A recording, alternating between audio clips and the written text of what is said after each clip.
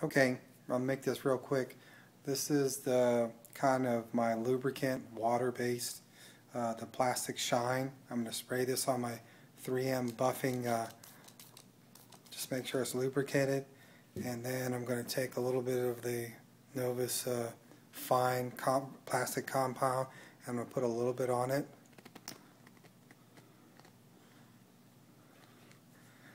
Then I'm going to kind of rub it in a little bit. It's really messy.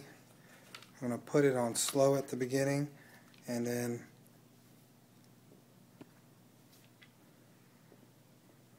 turn it on. I'm very gentle, and so I'm barely touching the screen.